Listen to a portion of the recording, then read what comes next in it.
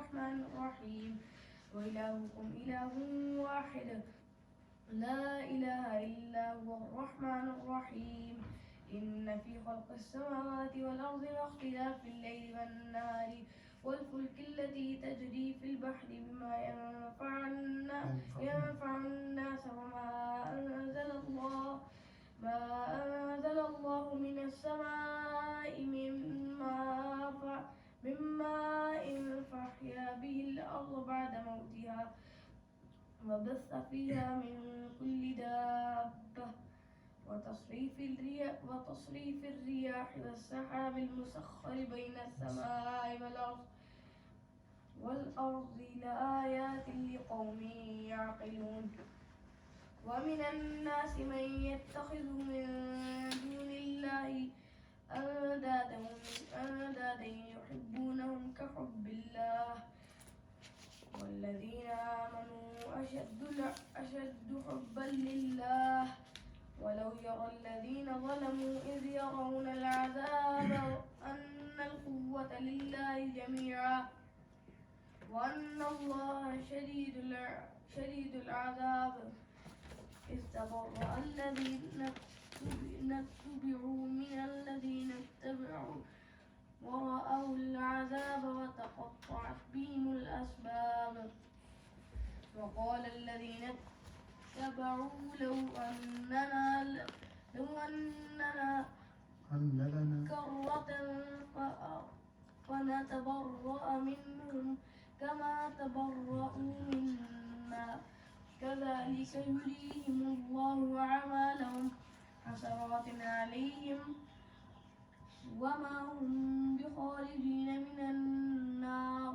يا أيها الناس كلوا مما في الأرض حلالا طيبا ولا تتبعوا خطوات الشيطان إنه لكم عدو مبين إنما يأمركم بالسوء والفحشاء وأن تقولوا على الله ما لا تعلمون. ترجمہ سورۃ بقرہ آیت 163 تا 169. شروع اللہ کے نام سے جو بڑا مہربان نہایت رحم کرنے والا ہے. تمہارا اللہ ایک ہی اللہ تعالیٰ ہے، اس کے سوا کوئی عبادت کے لائق نہیں، اور وہ بڑا مہربان اور رحم فرمانے والا ہے. آسمانوں اور زمینوں کی ساخت میں، رات اور دن کے یکے بعد دیگرے آنے میں، اس جہاز میں جو انسان کے نفع کی اشیاء لیے ہوئے سمندر میں رواں ہیں، بارش کے اس پانی میں جسے اللہ آسمان سے برساتا ہے، پھر اس سے زمین کو اس کی موت، خشکی کے بعد زندگی یعنی تر و تازگی بخشتا ہے، اور اس میں ہر قسم کے حیوانات پھیلاتا ہے، اور ہواؤں کی گردش میں اور ان بادلوں میں جو آسمان اور زمین کے درمیان تابع فرمان بنا کر رکھے ہوئے ہیں، ان لوگوں کے لیے بلا شبہ نشانیاں ہیں جو عقل سے کام لیتے ہیں. کچھ لوگ ایسے بھی ہیں جو اللہ تعالیٰ کے سوا دوسروں کو بھی اس کا شریک بنا لیتے ہیں اور ان سے ایسی محبت رکھتے ہیں جیسی محبت اللہ تعالیٰ ہی سے ضروری ہے. ایمان والے تو صرف اللہ تعالیٰ ہی سے قوی محبت رکھتے ہیں. کاش کہ یہ ظالم وہ بات اب ہی دیکھ لیتے جو انہیں عذاب دیکھنے کی سوچنے والی ہے، اور یہ کہ ساری طاقتیں اللہ تعالیٰ ہی کے قبضے میں ہیں، اور یہ کہ اللہ تعالیٰ سزا دینے میں بھی بہت سخت ہے. جب وہی پیشوا جن کی پیروی کی گئی تھی اپنے پیرووں سے بے تعلقی کا اظہار کریں گے اور وہ عذاب کا مشاہدہ کر لیں گے تو ان سب تعلقات ٹوٹ جائیں گے. یہ تابع لوگ یوں کہنے لگیں گے کہ کاش ہم کو واپسی کا ایک اور موقع دیا جاتا، تو جس طرح آج یہ ہم سے بیزاری کر رہے ہیں ہم بھی ان سے بیزار ہو کر دکھا دیتے. اللہ ان کے اعمال ان کے سامنے یوں لائے گا کہ یہ ان کے لیے باعث حسرت ہوں گے، مگر وہ آگ سے نکلنے نہ پائیں گے. اے لوگو، زمین میں جو حلال اور پاک چیز ہیں انہیں کھاؤ اور شیطان کے قدموں پر نہ چلو، یقیناً وہ تمہارا صریح دشمن ہے. بلا شبہ وہ تمہیں بدی اور فحش کا حکم دیتا ہے، اور یہ کہ اللہ تعالیٰ کے نام پر وہ باتیں کہو جن کا تمہیں علم نہیں. صدق اللہ علیہ. اعوذ باللہ من الشیطان الرجیم. بسم اللہ الرحمن الرحیم. یہ گزشتہ آیت سے ہم نے شروع کیا ہے. یہ وَإِلَٰهُكُمْ إِلَٰهٌ وَاحِدٌ. تو یہ آیت جو ہے یہ توحید کو بیان کرتی ہے. اس کا پچھلے درس کا اختتام اس پر ہوا تھا کہ تمہارا الہ وہی الہ واحد ہے، تمہارا خدا ایک ہی خدا ہے، لا الہ الا هو الرحمن الرحیم، اس کے سوا کوئی الہ نہیں، وہ الرحمن ہے اور الرحیم ہے. اس کی تشریح میں یہ بات ہوئی تھی کہ یہاں پر اللہ کی الہیت کو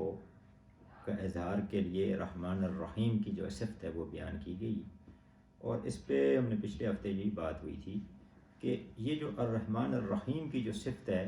یہ گزشتہ جو قومیں تھیں جن کا یہود و نصارہ کا تذکرہ کیا گیا یا مشرکین، ان سب کی نظروں سے کافی حد تک اوجھل ہو چکی تھی، اور وہ صرف اور صرف اللہ کے جو قہار ہونے کی صفت ہے اس کو نمایاں کرتے تھے،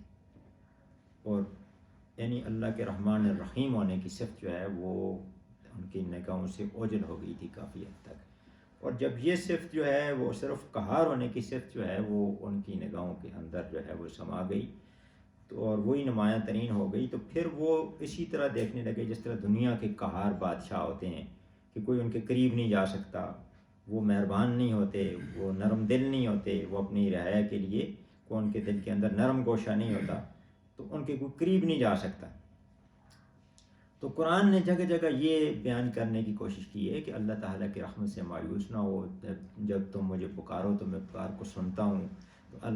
یعنی صورت فاتحہ جو قرآن کی پہلی صورت ہے اسی کے اندر جو ہے وہ الرحمن الرحیم کی صفت کو نمایاں کیا گیا ہے،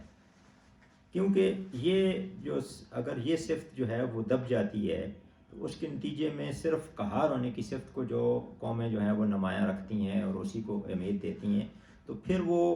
اللہ سے براہ راست مخاطب ہونے کے بجائے کوئی واسطے کوئی وسیلے ڈھونڈتی ہیں اس سے، کہ یہ جس طرح دنیا کے قہار بادشاہ ہوتے ہیں ان کے کوئی قریب نہیں جا سکتا، تو اس لیے کوئی درباری کوئی مقرب درباری ہو اس کے قرب آدمی حاصل کرے اور وہ ان کے قریب پہنچا دے تاکہ ہمارا کچھ کام بن جائے. تو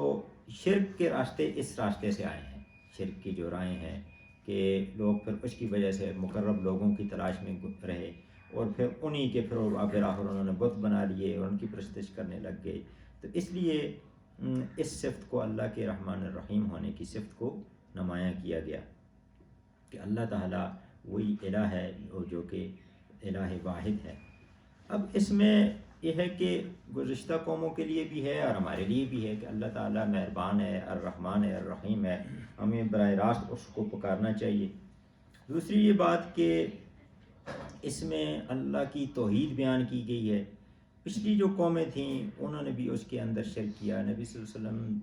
پر جس وقت آیات نازل ہو رہی تھیں اس وقت ایک تو مشرکین سے نبی صلی اللہ علیہ وسلم کو واسطہ تھا، مشرکین مکہ جو قریش سے تھے، دوسرے یہود اور نصارہ سے واسطہ تھا. تو یہ تینوں جو قومیں ہیں انہوں نے یہ توحید کے اندر یہ اس کے اندر شرک کی آمیزش کر رہی تھیں.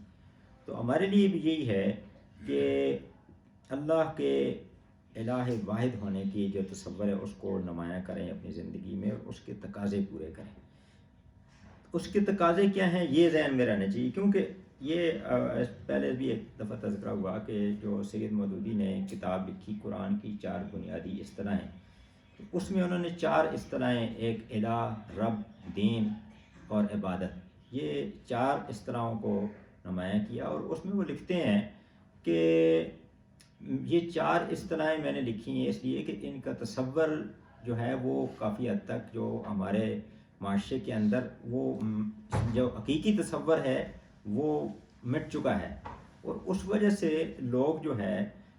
کہتے ہیں کہ جی ہم لا الہ الا اللہ پڑھتے ہیں تو ہم کسی بت کی پرستش تو نہیں کرتے، لیکن بہت سارے دوسرے بتوں کو انہوں نے اپنے اندر جو ہے وہ سمایا ہوا ہوتا ہے اور ان کی برپرستش وہ کر رہے ہوتے ہیں.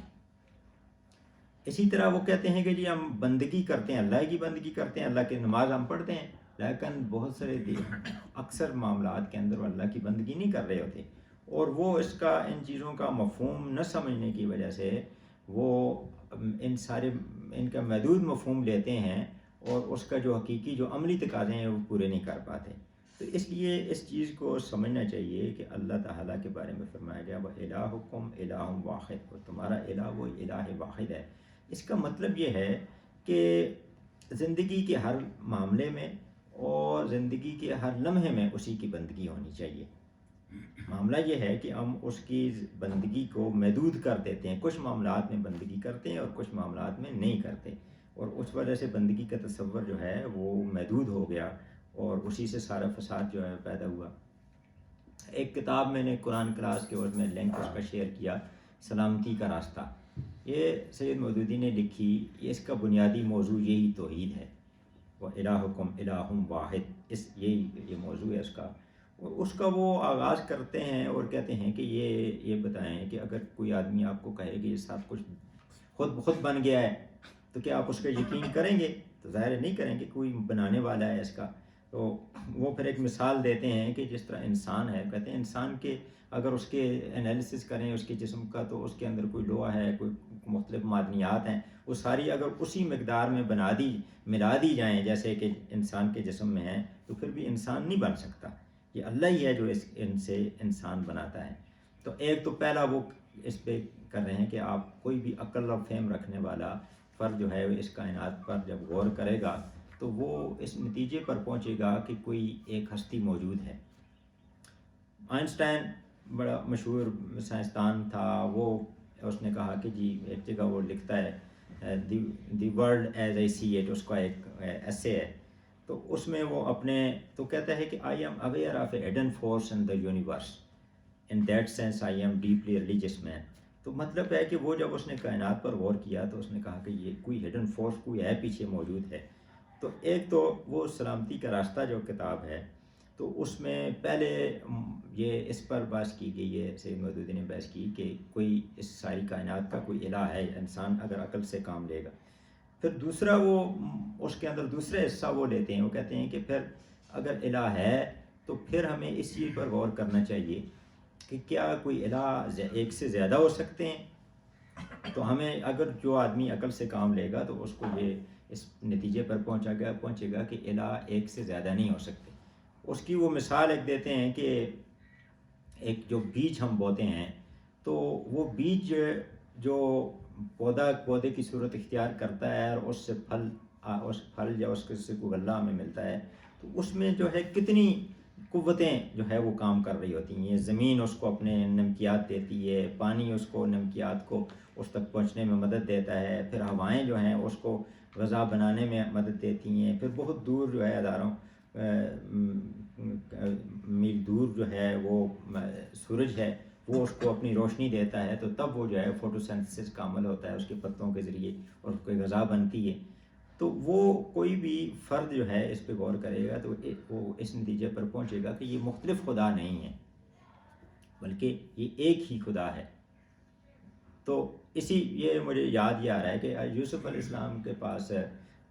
جب ایک ان کی قید کے اندر وہ موجود تھے اور وہاں ان سے تعبیر پوچھنے کے لیے بادشاہ نے ایک بندے کو بھیجا تو وہ ایک غلام تھا جو تو اس کو تعبیر بتانے سے پہلے اس سے وہ ایک سوال کرتے ہیں کہ یہ بتاؤ کہ یہ ایک آقا اچھا ہوتا ہے یا ایک سے زیادہ اچھے ہوتے ہیں، کیونکہ وہ غلام تھا اس کی ذہنیت کے مطابق بات کی. تو جب اس نے کہا کہ ایک ہی ٹھیک ہوتا ہے کہ دو ہوں گے تو ظاہر میں مشکل میں پڑ جاؤں گا، تو وہاں سے پھر انہوں نے توحید اس کے ذہن کے اندر راسخ کی. تو انبیاء کا بنیادی کام یہی ہوتا ہے، یہ جو اس آیت کے اندر بیان ہوا وَإِلَٰهُكُمْ إِلَٰهٌ وَاحِدٌ، وہ اللہ کی جو توحید ہے لوگوں کے ذہن کے اندر راسخ کریں. تو وہ پھر وہ سلامتی کا راستہ جو کتاب ہے اس میں یہی بات پھر کی گئی ہے کہ انسان اگر اس پہ عقل سے کام لے گا نیک نیتی سے تو اس نتیجے پر پہنچے گا کہ اس ساری کائنات کا الہ جو ہے وہ ایک ہی ہے. تو پھر وہ آگے پھر اس پر بحث کرتے ہیں کہ یہ اس وقت ہمارے مسائل کی جڑ کیا ہے، خرابی کا سبب کیا ہے. خرابی کا سبب یہ ہے کہ ہم نے اللہ کو الہ واحد ماننا چھوڑ دیا ہے، بلکہ کچھ معاملات میں تو ہم اس کو مانتے ہیں، نماز تو اس کے سامنے پڑھ لیتے ہیں، لیکن باقی معاملات کے اندر جو ہے وہ زندگی کے بیشتر معاملات میں ہم اس کو الہ نہیں مان رہے. اور جب نہیں مان رہے تو پھر پوری کائنات جو ہے وہ تو اللہ کی مرضی کے مطابق چل رہی ہے. صرف انسان ایک ایسی مخلوق ہے کہ جس کو اللہ نے اختیار دیا ہے، یعنی باقی جو جتنی بھی دنیا کے اندر مختلف چیزیں چل رہی ہیں، جو کائنات چل رہی ہے، ان کو اللہ نے اختیار نہیں دیا کہ وہ نافرمانی کریں، وہ اللہ کی مرضی کے مطابق کام کر رہی ہیں. انسان کو اختیار دیا ہے کہ وہ اللہ کی نافرمانی کرے، وہ اللہ کی توحید سے منافی طرز عمل اختیار کرے، یا وہ توحید کے مطابق چلے. تو چونکہ وہ نہیں کر رہا اور اللہ اور زندگی کے بیشتر معاملات سے اس نے اللہ کی بندگی کو خارج کر دیا ہے، تو اس لیے یہ جو ہے وہ انسان مسائل کا شکار ہے. تو بگاڑ کا وہ سبب جو ہے وہ اس میں بیان کرتے ہیں. تو اس لیے یہ ہے کہ ہمیں یہ جو آیت ہے اس پر بار بار غور کرنے کی ضرورت بھی ہے. الہ کے تصور کو سمجھنے کی ضرورت ہے. الہ کے تصور کے حوالے سے بھی ہے، جس طرح میں نے ابھی کیا کہ اگر زیادہ ڈیپلی اسٹڈی کریں تو اس میں تو قرآن کی 4 بنیادی اصطلاحیں جو ہیں سید مودودی کی وہ ضرور پڑھنی چاہیے، اور اس میں الہ کا جو تصور ہے وہ ہمارے ذہن میں فکری طور پر کہ الہ ہوتا کیا ہے وہ ہمارے ذہن میں ہوگا، تو پھر درست طرز عمل ہوگا. کیونکہ یہی اصل میں جو عرب کے لوگ جو الہ کے تصور کو سمجھتے تھے، اور اسی لیے وہ انکار کر رہے تھے کہ اگر وہ جب انہوں نے مان لیا تو پھر انہوں نے اس کو اللہ کی جو الوہیت ہے اس کو زندگی کے سارے شعبہ جات میں نافذ کیا. اور جب وہ نہیں مانتے تھے تو وہ سمجھتے تھے کہ اس کلمے کو پڑھنے کے نتیجے میں کیا ہوگا، اس کا نتیجہ کیا ہوگا، اور ہمیں کیا کچھ چھوڑنا پڑے گا اور کیا کچھ اختیار کرنا پڑے گا. تو اس لیے یہ ہے کہ میں ایک دفعہ پہلے بھی ہم نے یہ اس پہ کیا تھا، یہ جماعت اسلامی پاکستان کا دستور ہے، اور اس کا جو پہلا ہے جزو ہے وہ یہ ہے کہ جماعت اسلامی پاکستان کا بنیادی عقیدہ لا الہ الا اللہ محمد رسول اللہ ہوگا. اس میں بہت اچھے انداز میں انہوں نے 10 پوائنٹ کے اندر اس توحید کو سمرائز کر دیا کہ لا الہ الا اللہ کہنے کا مطلب کیا بنتا ہے. اگر ہم اس کو ذرا غور سے دیکھیں اور پھر ذرا یہ دیکھیں کہ ہمارے معاشرے میں کیا یہ توحید کا یہ تصور اس وقت موجود ہے یا نہیں ہے، اور نہیں ہے تو کہاں کہاں غلطی کہاں کہاں ہو رہی ہے. مثلا سب سے پہلا ہے کہ انسان اللہ کے سوا، یعنی لا الہ الا اللہ کی یہ تشریح ہو رہی ہے کہ اللہ کے سوا کسی کو ولی و کارساز، حاجت روا، مشکل کشا، فریاد رس اور حامی و ناصر نہ سمجھے. اور کیونکہ کسی دوسرے کے پاس کوئی اقتدار ہی نہیں، کسی کو ولی و کارساز، حاجت روا، مشکل کشا، فریاد رس اور حامی و ناصر نہ سمجھے. تو یہ دیکھ لیں کہ یہ ہمارے سوسائٹی کے اندر اس کے اندر یہ خرابیاں پائی جاتی ہیں کہ بہت سارے دوسرے ہستیوں کو بھی ولی و کارساز سمجھتے ہیں، حاجت روا بھی سمجھتے ہیں، مشکل کشا بھی سمجھتے ہیں. عام معاشرے کے اندر بھی یہ مسئلہ ہے، اور سیاسی میدان میں بھی ہم جو غلامی میں مبتلا ہیں اس کی بنیادی وجہ یہی ہے کہ ہم کچھ دوسرے لوگوں کو بھی سمجھ رہے ہیں اس معاملے میں، اور ان کو حامی و ناصر سمجھ رہے ہیں. دوسرا، اللہ کے سوا کسی کو نفع و نقصان پہنچانے والا نہ سمجھے، کسی سے تقوی اور خوف نہ کرے، کسی پر توکل نہ کرے، کسی سے امیدیں وابستہ نہ کرے، کیونکہ تمام اختیارات کا مالک وہی اللہ ہے. تو یہ بھی ضروری چیز ہے. اگر صحیح معنی کے اندر دیکھا جائے تو اگر کسی اور کو نفع و نقصان، یہ جو ہم اس وقت غلامی میں مبتلا ہیں تو اس کی وجہ یہی ہے کہ اللہ کے سوا اگر ہم نے سود کو جو ہے وہ ختم نہیں کر پا رہے تو وجہ یہی ہے کہ ہم کسی اور کا نفع نقصان پہنچانے والا سمجھ رہے ہیں. ہم قانون سازی میں کسی اور کے حکم کے مطابق چل رہے ہیں، زندگی کے باقی معاملات جو ہیں کسی اور کے حکم کے مطابق چلا رہے ہیں. تو اللہ کے سوا کسی سے تقوی اور خوف نہ کرنا، توکل نہ کرنا، کسی سے امیدیں وابستہ نہ کرنا. نمبر 3 ہے اللہ کے سوا کسی سے دعا نہ مانگے، کسی کی پناہ نہ ڈھونڈے، کسی کو مدد کے لیے نہ پکارے، کسی کو خدائی انتظامات میں ایسا دخیل اور زوراور بھی نہ سمجھے کہ اس کی سفارش قضائے الہی کو ٹال سکتی ہو، کیونکہ اللہ کی سلطنت میں کسی سب بے اختیار رعیتیں، خواہ فرشتے ہوں یا انبیاء یا اولیاء. نمبر 4 ہے کہ اللہ کے سوا کسی کے آگے سر نہ جھکائے، کسی کی پرستش نہ کرے، کسی کو نظر نہ دے، کسی کے ساتھ وہ معاملہ نہ کرے جو مشرکین اپنے معبودوں کے ساتھ کرتے رہے ہیں، کیونکہ تنہا ایک اللہ ہی عبادت کا مستحق ہے. نمبر 5 ہے اللہ کے سوا کسی کو بادشاہ، مالک الملک اور مقتدر اعلیٰ تسلیم نہ کرے، کسی کو باختیار خود حکم دینے اور منع کرنے کا مجاز نہ سمجھے، کسی کو مستقل بذات شارع اور قانون ساز نہ مانے. اس میں یہ عدی ابن حاتم جو تھے وہ مسلمان ہو گئے تھے، حاتم طائی کے بیٹے. تو انہوں نے ایک دفعہ یہ پوچھا کہ یہ اس آیت قرآن پاک کے اندر ایک آیت ہے، مجھے اس کی سمجھ نہیں آ رہی، جو پہلے عیسائی تھے. تو انہوں نے کہا کہ یہ آپ نے لکھا ہے کہ یہ جو آپ کے درویش ہیں، اخبار اور روبان جو آپ کے ہیں، تو ان کو انہوں نے رب بنا لیا. تو ہم تو عیسائیت میں ان کو رب تو نہیں مانتے تھے. تو انہوں نے نبی صلی اللہ علیہ وسلم نے فرمایا کہ یہ آپ کیا یہ ہے کہ ایسا نہیں تھا کہ اور ہے کہ آپ ان کی جو بات ہے اسی کو حلال سمجھتے ہیں اور ان کی جو بات ہے اسی کو حرام سمجھتے ہیں؟ تو انہوں نے کہا ہاں ایسا تو ہے کہ انہی کی بات پر ہم یقین کرتے ہیں. تو پھر انہوں نے کہا کہ یہی اصل میں رب بنانا تو یہی ہے کہ کسی پر آنکھیں بند کر کے آپ جو ہے وہ یقین کر لیں. اللہ کی کتاب جو ہے اس کے بجائے افراد جو ہے وہ ان پر یقین کرنے لگ جائیں. تمام اطاعتوں کو قبول کرنے سے انکار کر دے جو اللہ کی اطاعت کے تحت اور اس کے قانون کی پابندی میں نہ ہوں، اور اللہ کے سوا کسی کو مستقل بذات شارع اور قانون ساز نہ مانے، کیونکہ اپنے ملک کا ایک ہی جائز مالک اور اپنے خلق کا ایک ہی جائز حاکم اللہ ہے. اس کے سوا کسی کو مالکیت اور حاکمیت کا حق نہیں پہنچتا. پھر 4 آگے ہیں کہ عملی تقاضے اس کی کیا تھے. یہ تو وہ باتیں جو فکری ہیں نظریاتی طور پر، یعنی ہماری فکر جو ہے اس کے اندر توحید جو ہے اگر راسخ ہوتی ہے تو یہ ہمیں جو یہ 5 چیزیں تو وہ ہیں. آگے اس کے پھر عمل پر کیا اثرات ہونے چاہیے کہ انسان اپنی آزادی اور خود مختاری سے دستبردار ہو جائے، اپنی خواہشات نفس کی بندگی چھوڑ دے اور اللہ کا بندہ بن کر رہے جس کو اس نے الہ تسلیم کر رکھا ہے، اور اپنے آپ کو کسی چیز کا مالک اور خود مختار نہ سمجھے بلکہ ہر چیز حتیٰ کہ اپنی جان، اپنے اعضاء، اپنی ذہنی اور جسمانی قوتوں کو اللہ کی ملک اور اس کی طرف سے امانت سمجھے، اور اپنے آپ کو اللہ کے سامنے ذمہ دار اور جوابدہ سمجھے، اور اپنی قوتوں کے استعمال اور اپنی برتاؤ اور تصرفات میں ہمیشہ اس حقیقت کو ملحوظ خاطر رکھے کہ اسے قیامت کے روز اللہ کو ان سب چیزوں کا حساب دینا ہے. تو یہ سورۃ الانفطار میں جو لکھا گیا ہے کہ جو کہا گیا ہے کہ یا ایھا الانسان ما غرک بربک الکریم الذی خلقک فسواک فعدلک فی ای صورۃ ما شاء رکبک. یہاں پر کہ اے انسان تجھے کس چیز نے اپنے رب کریم کی طرف سے دھوکے میں ڈال دیا جس نے تمہیں بنایا اور نقص سے تمہیں برابر کیا. اور پھر اللہ تعالیٰ اس کا جواب خود ہی دیتے ہیں کہ اصل میں بات یہ ہے کہ تم آخرت روز جزا کو جو ہے وہ جھٹلاتے. کلا بل تکذبون بالدین.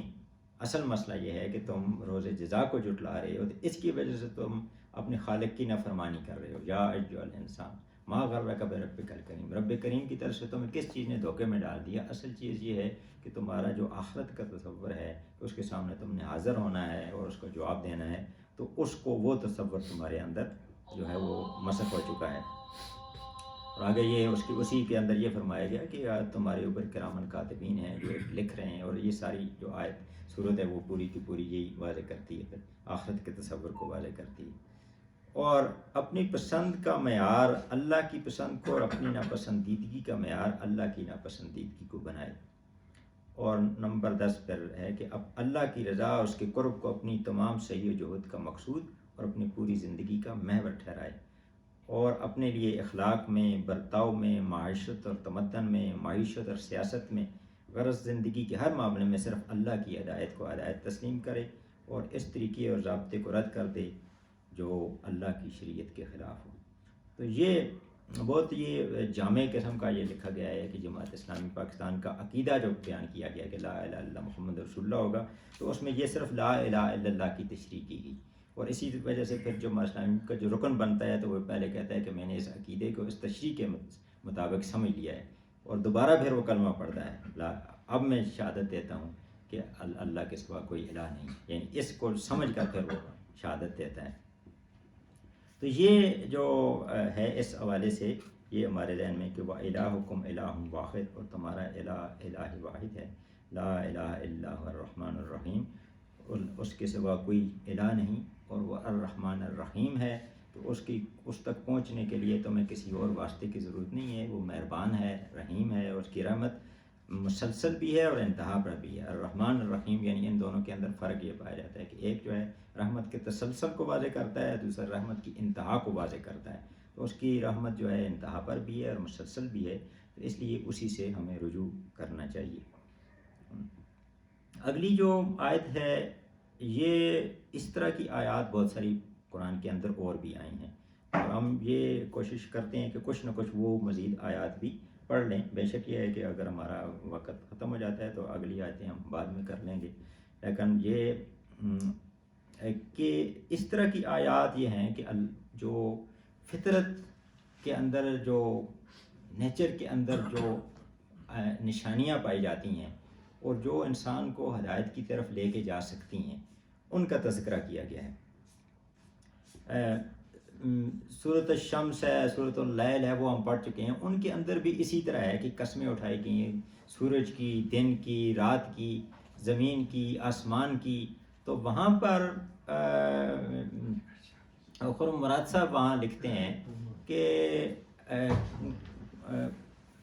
قرآن جو ہے، قرآن ایک ایسا استاد ہے کہ جس کے اسٹوڈنٹس میں بہت اعلیٰ تعلیم یافتہ لوگ بھی آئیں گے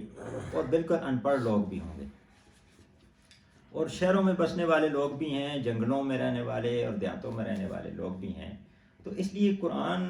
جو ہے وہ قرآن نے ان سب کو اللہ کے دین کی طرف لے کے جانا ہے، توحید کی طرف لے کے جانا ہے۔ تو اس لیے وہ ان ساری جو نشانیاں ہیں جو انسان عام دیکھتا رہتا ہے، ان کو وہ انسان کا معلم بنا دیتا ہے کہ ان کے ذریعے وہ اللہ تک پہنچے۔ تو وہ یہ سورۃ الشمس کی تشریح کے اندر انہوں نے یہ بات کی تھی، سورۃ الشمس واللیل، یہ ساری یہی ہیں کہ جو نشانیاں ہیں، سورج اور چاند اور زمین، آسمان، ان کو بنیاد بنا کے اللہ تعالیٰ توحید کی جو ہے قرآن کے اندر تعلیم دیتے ہیں۔ تو یہ جو آیات ہیں، اس طرح کی آیات اور بھی ہیں، کیونکہ ہمارے پاس بہت سارے علم رکھنے والے لوگ موجود ہیں، سب موجود ہیں، اور بہت سارے تو اس میں رہنمائی بھی کر سکتے ہیں۔ کچھ آیتیں میں نے بھی اکٹھی کی، تو ان کو بھی ہم ساتھ ساتھ پڑھنے کی کوشش کریں گے۔ تو ان فی خلق السماوات والارض، بے شک آسمان اور زمین کی تخلیق میں، واختلاف اللیل والنہار، اور رات اور دن کی اختلاف میں، اور رات اور دن کے اختلاف میں، اور والفلک التی تجری فی البحر، اور جو ان کشتیوں میں جو انسان کے نفع کی چیزیں لی ہوئے دریاؤں اور سمندروں میں چلتی پھرتی ہیں، بما ینفع الناس وما انزل اللہ من السماء ماء، اور جو آسمان سے پانی نازل ہوتا ہے، فاحیا بہ الارض بعد موتها، اور اس سے ہم زمین کو زندہ کرتے ہیں موت کے بعد، وبث فیہا من کل دابۃ، اور اسی انتظام کی بدولت زمین میں ہر قسم کی جاندار مخلوق کو اللہ تعالیٰ پھیلاتا ہے، وتصریف الریاح، اور ہواؤں کی گردش میں، والسحاب المسخر بین السماء، اور جو بادل ہیں مسخر ہیں آسمان کے اور زمین کے درمیان، لآیات لقوم یعقلون، ان سب میں بے شمار نشانیاں ہیں ان لوگوں کے لیے جو عقل رکھنے والے ہیں۔ تو یہاں پر تو یہی بات ہے کہ اگر انسان اپنی عقل سے کام لے تو وہ اس نتیجے پر پہنچ جائے گا کہ اس کائنات کا خالق ہے اور خالق ایک ہی ہے۔ تو اس طرح کی دیگر آیات جو ہیں وہ ایک تو بالکل اس کے قریب جو پائی جاتی ہے وہ سورۃ آل عمران کی آیت ہے، آیت نمبر 191، ان فی خلق السماوات والارض واختلاف اللیل والنہار لآیات لأولی الالباب۔ آپ دیکھیں کہ اس میں جو بات کی گئی تھی لآیات لقوم یعقلون، کہ یہ نشانیاں ہیں ان کے لیے جو عقل رکھنے والے ہیں۔ یہاں پر ایک تھوڑا سا مختلف لفظ استعمال ہوا ہے کہ زمین و آسمان کی تخلیق میں اور رات اور دن کے بدلنے میں نشانیاں ہیں عقل مندوں کے لیے، اولی الالباب، جو عقل مند لوگ ہیں۔ اور عقل مند انسانوں کی پھر جو ہے صفات بیان کی گئی کہ یہ جو عقل مند انسان ہیں، الذین یذکرون اللہ قیاما وقعودا وعلی جنوبہم، پہلی بات تو یہ ہے کہ وہ کھڑے بیٹھے لیٹے ہر حال میں اللہ کو یاد رکھتے ہیں، ویتفکرون فی خلق السماوات والارض، اور جو تفکر کرتے ہیں، سوچتے ہیں زمین اور آسمان کی تخلیق میں۔ تو یہ جب دو کام وہ کرتے ہیں، یعنی ایک تو اللہ کو یاد رکھتے ہیں اور پھر تفکر کرتے ہیں زمین و آسمان کی تخلیق میں، تو ہم جو آگے اکثر کہا جب اسٹوڈنٹس کو ہم پڑھاتے ہیں تو یہی کہتے ہیں کہ یہ جو زمین و آسمان کی تخلیق ہے، اس کے اندر تو جتنے بھی علوم ہیں وہ سارے ہی آ جاتے ہیں، فزکس بھی اسی کے اندر آ جاتی ہے، کیمسٹری بھی آ جاتی ہے، بایولوجی بھی آ جاتی ہے، اور یہ جو رات اور دن کا بدلنا ہے، اختلاف اللیل والنہار، اس کے اندر جتنی بھی یہ سوشل سائنسز ہیں وہ ساری آ جاتی ہیں، مطلب ہسٹری آ جاتی ہے۔ رات اور دن بدلتے ہیں تو لوگوں قوموں کے حالات بدلتے ہیں، انسانوں کے حالات بدلتے ہیں، کوئی زوال کا شکار ہوتا ہے، زوال والا عروج کا، کسی عروج والے کو اللہ زوال میں مبتلا کر دیتے ہیں، تو انسانی حالات جو ہیں وہ بدلتے رہتے ہیں. تو اس کے اندر یہ ساری سوشل سائنسز بھی آ جاتی ہیں، ہسٹری بھی آ جاتی ہے، پولیٹیکل سائنس آ جاتی ہے، یہ سارے آ جاتے ہیں. تو ان میں وہ اللہ کو یاد رکھتے ہوئے غور و فکر کرتے ہیں. یعنی جب کوئی اللہ کو یاد رکھتے ہوئے پڑھے گا، تعلیم حاصل کرے گا، تو پھر اس کے نتیجے میں کیا ہوگا؟ ربنا ما خلقت ھذا باطلا، اس نتیجے پر پہنچ جائے گا کہ اے ہمارے رب تو نے یہ سب کچھ بلا مقصد پیدا نہیں کیا، اس کا کوئی مقصد ہے. یعنی کسی بھی چیز کا جب انسان ایک پیچیدہ چیز دیکھتا ہے، ظاہر کو سوچتا ہے کہ اس کے کوئی مقصد تو ہوگا. اس طرح ایک تعلیمی ادارہ ہے، اس کے اندر انسان جاتا ہے، اس کا بڑا ایک پورا نظام دیکھتا ہے سارا، جس طرح یونیورسٹی ہے کوئی، تو پھر آدمی سوچتا ہے کہ پھر اس کا کوئی مقصد تو ہوگا، یہ کیوں بن رہا ہے، کیا کوئی کس کے لیے بنا ہے؟ ظاہر وہ تعلیم کے لیے بنا ہے. پھر تعلیم اگر ہے اور ان کو تعلیم دی جاتی ہے تو پھر اس کو کوئی امتحان بھی ہونا چاہیے. جس طرح ابھی ہم نے بات کی کہ اصل جو ہے وہ اللہ تعالیٰ سورۃ الانفطار میں فرماتے ہیں کہ جو اللہ سے غفلت کی جو بڑی وجہ ہے وہ یہ ہے کہ آخرت کو بھولے ہوئے ہیں، تو وہ پھر امتحان بھی ہونا چاہیے. تو یہ جب یہ اس نتیجے پر وہ پہنچ جاتا ہے کہ ربنا، پہلا لفظ جو نکلتا ہے ربنا، اے ہمارے رب، یعنی اپنے رب کو وہ پہچان لیتا ہے کہ کوئی رب موجود ہے اس سارے کا. جس طرح وہ آئنسٹائن کی ہم نے بات کی کہ وہ رب کو تو نہیں پہچان سکا، لیکن اتنے اس حد تک پہنچ سکا کہ I am aware of a hidden force in the universe, کوئی ہے، کوئی ہستی تو موجود ہے. حضرت علی رضی اللہ عنہ نے فرمایا جس طرح کہ میں نے اپنے رب کو اپنے ارادوں کے ٹوٹنے سے پہچانا، کوئی رب تو میرے اوپر موجود ہے، میں جو کچھ چاہتا ہوں، میں خواہش کرتا ہوں کہ یہ کام میں کروں، یہ ایسا ہونا چاہیے. ہر انسان چاہتا ہے کہ ہمیشہ زندہ رہے، کبھی دنیا سے جائے نہ. ہر انسان چاہتا ہے ہمیشہ صحت مند رہے، ہر انسان چاہتا ہے کہ مجھے فائدہ ہو، لیکن ہوتا تو ایسے نہیں ہے. تو اسی سے میں نے پہچانا کہ میرے اوپر کوئی بالا تر ہستی موجود ہے. تو اس لیے پہلا لفظ جو ہے وہ اس کے زبان سے نکلتا ہے ربنا ما، اور پھر دوسرا کہ ہمارے رب، اور دوسرا یہ کہ یہ سب کچھ بلا مقصد نہیں، اس کا کوئی مقصد ہے. پھر اس کا ایک امتحان بھی ہوگا، پھر اس میں جو اچھے عمل کرنے والے ہیں ان کو اجر بھی ملے گا، اور جو برے عمل کرنے والے ہیں ان کو سزا بھی ملے گی، جو کہ اس دنیا میں جو ہے وہ پورے کا پورا اجر ملنا ممکن نہیں ہے کسی کے لیے. اور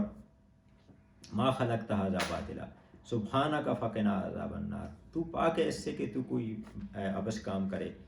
غلطیاں ہم سے ہوتی ہیں اس کو سمجھنے میں، اس پورے نظام کو سمجھنے میں، اور اس کے مطابق اپنے عمل کو استوار کرنے میں. تو پاک ہے، فقنا عذاب النار، اور بس ہمیں آگ کے عذاب سے بچا لیں. تو ایک تو یہ آیت بھی اس کے بہت قریب آیت ہے. دوسرا سورۃ الانعام کی آیات، اس میں یہ کافی ساری ہیں، اگر ان کو آپ سن لیں. یہ 95 سے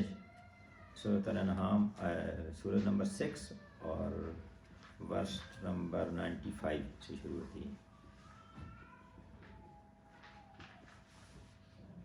اس میں مزید کچھ نشانیوں کا ذکر ہے، اللہ کی نشانیوں کا.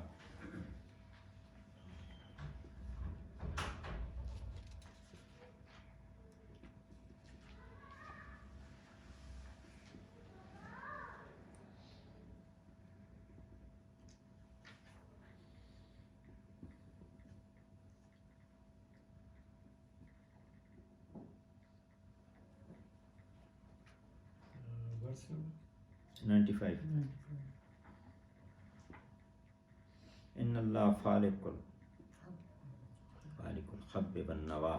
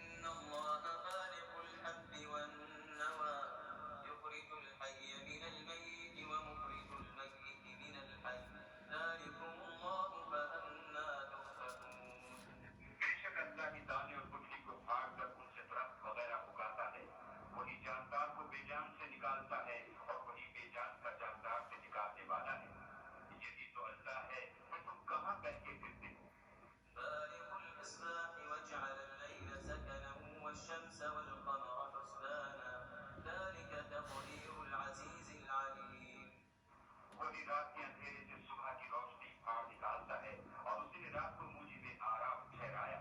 और सूरज और चांद को जरिए शुमार बनाया है।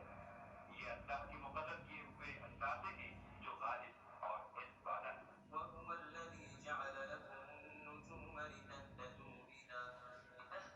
بها في ظلمات البر والبحر قد فصلنا الآيات لقوم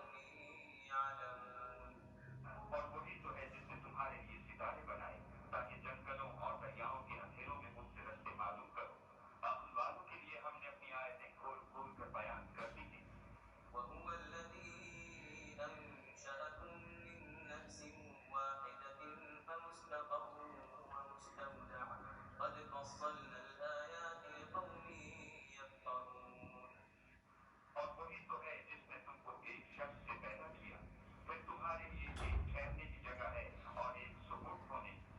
سمجھنے والوں کے لیے ہم نے اپنی آیتیں کھول کھول کر بیان کر دی ہیں۔ وهو الذي أنزل من السماء ماء فأخرجنا به نبات كل شيء فأخرجنا منه خضرا نخرج منه حبا متراكبا ومن النخل من طلعها قنوان دانية وجنات من أعناب والزيتون والرمان مشتبها وغير متشابه انظروا إلى ثمره إذا أثمر وينعم إن في ذلكم لآيات لقوم يؤمنون۔ اور وہی تو ہے جو آسمان سے مل برساتا ہے پھر ہم بھی جو مل برساتے ہیں اس سے ہر طرح کی روئندگی اگاتے ہیں پھر اس میں سے سبز کونپلیں نکالتے ہیں اور ان کونپلوں میں سے ایک دوسرے کے ساتھ جڑے ہوئے دانے نکالتے ہیں اور کھجور کے گانے میں سے لٹکتے ہوئے گچھے اور انگوروں کے باغ اور زیتون اور انار جو ایک دوسرے سے ملتے جلتے بھی ہیں اور نہیں بھی ملتے۔ یہ چیزیں جب پھلتی ہیں تو ان کے پھلوں پر اور جب پکتی ہیں تو ان کے پکنے پر نظر کرو۔ اس سے ان لوگوں کے لیے جو ایمان لاتے ہیں قدرت اللہ کی بہت سی نشانیاں ہیں۔ وجعلوا لله شركاء الجن وخلقهم وخرقوا له بنين وبنات بغير علم سبحانه وتعالى عما يصفون۔ اور ان لوگوں نے جنوں کو اللہ کا شریک ٹھہرایا حالانکہ ان کو اسی نے پیدا کیا اور بے سمجھے جھوٹ بہتان اس کے لیے بیٹے اور بیٹیاں بنا خریدی۔ وہ ان باتوں سے جو اس کی نسبت بیان کرتے ہیں پاک ہے اور اس کی شان ان سے بلند ہے۔ بديع السماوات والأرض أنى يكون له ولد ولم تكن له صاحبة وخلق كل شيء وهو بكل شيء عليم۔ وہی آسمان اور زمین کا پیدا کرنے والا ہے اس کے اولاد کہاں سے ہو جبکہ اس کی بیوی ہی نہیں اور اس نے ہر چیز کو پیدا کیا ہے اور وہ ہر چیز سے باخبر ہے۔ ذلكم الله ربكم لا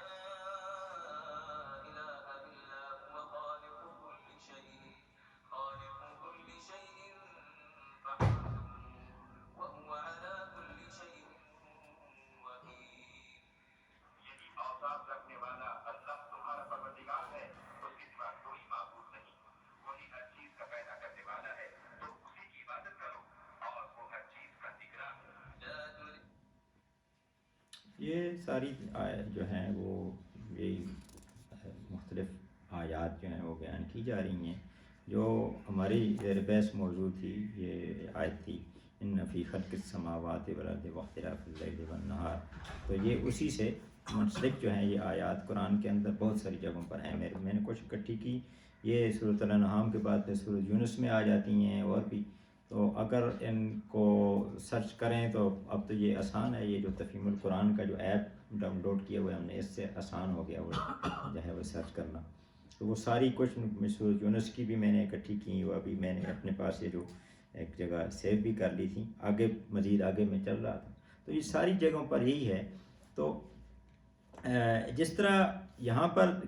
بات کی گئی کہ جو ان سے سبق لینے والے لوگ ہیں، یہاں پر بات کی گئی لقوم یعقلون، یعنی جو عقل والے لوگ ہیں ان کے اندر ان سب چیزوں کے لیے نشانیاں موجود ہیں اگر وہ اس سے سبق لیں۔ ایک ہمیں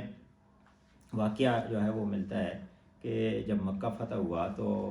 جو اکرمہ بن ابو جہل تھے، ابو جہل کے بیٹے، تو وہ ایک کشتی میں بیٹھ کر تو وہ بھاگ گئے کہ مجھے تو نہیں چھوڑیں گے۔ تو آگے جب کشتی گئی تو ایک جگہ وہ طوفان میں پھنس گئی، اور وہ جو سارے مشرکین تھے باقی بھی، تو وہ پہلے اپنے بتوں کو پکارنے لگے، جا آخر میں دیکھا کہ یہ تو کام نہیں ہو رہا، تو پھر انہوں نے کہا کہ جب اللہ کو پکارو، تو وہ پھر وہاں سے ان کے ذہن میں آئی، انہوں نے کہا کہ یہی بات تو میں جس سے بھاگ کر آئے ہوں، تو یہ اتنی مخالفت ہم کرتے رہے، وہ بھی تو یہی کہتے تھے کہ اللہ کو پکاریں۔ تو پھر وہ انہوں نے کہا کہ جو میں اگر بچ گیا تو میں واپس جاؤں گا۔ اس کے بعد میں ان کی پھر وہ کچھ عرصے بعد واپس آئے، مسلمان ہوئے، پھر اللہ کے راستے میں شہید ہوئے آخرکار، بہت زیادہ وہ جلیل القدر صحابی بنے۔ تو یعنی نشانیاں موجود ہیں اگر ایک انسان عقل سے کام لے۔ پھر ہمیں ایک ملتا ہے کہ حضرت سلمان فارسی رضی اللہ عنہ کو جو واقعہ ملتا ہے، ان کے پاس تو کوئی اللہ کا نبی نہیں پہنچا، لیکن وہ جو ان کی جو قوم تھی وہ آگ کی جب پرستش کر رہی تھی، تو وہ انہوں نے غور کیا، تو یہ ان کا کہ اس کی پرستش کرنے کا کیا فائدہ، اور وہاں سے وہ بیزار ہو گئے اس شرک سے، اور پہلے وہ عیسائی راہبوں کے پاس گئے، پھر ایک کے پاس، دوسرے کے پاس، پھر تیسرے کے پاس، اور تیسرے نے ان کو کہا کہ یہ آخری نبی آنے والے ہیں۔ تو مدینہ میں نبی کریم صلی اللہ علیہ وسلم جب پہنچے تو وہ پہلے سے وہاں موجود تھے اور انتظار کر رہے تھے، اور جس وقت وہ مدینہ میں خبر پہنچی تو وہ کھجور کے درخت پر وہ چڑھے ہوئے، وہ وہاں سے کھجوریں وہ توڑ رہے تھے، یہودی کے پاس وہ کام کرتے تھے، تو فوراً ان کو اطلاع ملی اور وہاں سے وہ آئے نبی صلی اللہ علیہ وسلم کے پاس۔ تو اس سے پتہ یہ چلتا ہے کہ یہ جو کائنات کے اندر جو نشانیاں بکھری ہوئی ہیں، کوئی بھی فرد سمجھ والا جو ہے وہ ان پر غور و فکر کرے تو وہ توحید تک پہنچ سکتا ہے۔ تو یہاں اسی لیے کہا گیا کہ لآیات لقوم یعقلون، یہ عقل والوں کے لیے اس میں بڑی نشانیاں ہیں۔ سورۃ آل عمران کی جو آیت ہے اس میں کہا گیا کہ لآیات لأولی الالباب، اس میں نشانیاں ہیں عقل مندوں کے لیے، عقل رکھنے والوں کے لیے۔ اور یہ جو ابھی ہم نے سورۃ الانعام کی آیات پڑھی ہیں، تو اس میں کہا گیا کہ قد فصلنا الآیات لقوم یفقہون، کہ وہ جو سمجھنے والے، سمجھ بوجھ رکھنے والے لوگ ہیں، ان کے لیے اس میں بڑی نشانیاں ہیں۔ اور پیچھے فرمایا گیا کہ قد فصلنا الآیات لقوم یعلمون، کہ جو علم رکھنے والے لوگ ہیں، جو ان کے لیے بھی اس میں بڑی نشانیاں ہیں۔ اور پھر آگے کہا گیا کہ ذالکم لآیات لقوم یؤمنون، اس میں نشانیاں ہیں ان لوگوں کے لیے جو ایمان لانے والے ہیں، یعنی علم رکھنے والے، سمجھ رکھنے والے، عقل سے کام لینے والے، عقل مند لوگ جو ہیں، یہ ان کے لیے پھر بالآخر اس کے سوا کوئی چارہ نہیں کہ وہ ان سب چیزوں کو جب دیکھیں تو اللہ کی توحید تک پہنچ جائیں، اور وہ ایمان رکھنے والے، ان کے لیے نشانیاں ہیں۔ پھر اسی طرح پھر آگے ہم نے یہ سارا کچھ پڑھنے کے بعد پھر آگے لکھا ہے کہ قد جاءکم بصائر من ربکم، دیکھو تمہارے پاس تمہارے رب کی طرف سے بصیرت کی روشنیاں آ گئیں، یعنی یہ جتنی بھی جو اللہ نے اپنے احسانات جو ہیں وہ گنوائے ہیں، کہ وہی جو ہے وہ دانے اور گٹھلی کو جو ہے وہ اس کو دانے اور گٹھلی کو پھاڑنے والا ہے، زندہ کو مردہ سے نکالنے والا ہے، مردہ کو زندہ سے نکالنے والا ہے، اور چاند اور سورج کے طلوع و غروب ہونے کا حساب مقرر کرنے والا، یہ ساری نشانیاں جو ہیں اللہ تعالیٰ نے بیان فرمائی۔ اور پھر آگے فرمایا، پانی کا ذکر کیا کہ اللہ تعالیٰ پانی جو ہے وہ آسمان سے پانی جو ہے وہ اتارتا ہے، اور اس سے بڑے کھیت جو ہے پیدا ہوتے ہیں۔ پھر انگور اور زیتون کا، انار کا ذکر، اور ان سب کا ذکر کرنے کے بعد فرمایا کہ اس میں آگے یہ فرماتے ہیں کہ یہ بصائر من ربکم، یہ اللہ کی طرف سے بصائر ہیں، بصیرت کی روشنیاں ہیں۔ اگر کوئی جو فمن ابصر فلنفسہ، اب جو بینائی سے کام لے گا، دیکھے گا ان کو اور ان پر غور کرے گا، اپنا ہی بھلا کرے گا، فلنفسہ، اپنے کے اپنے لیے، ومن عمی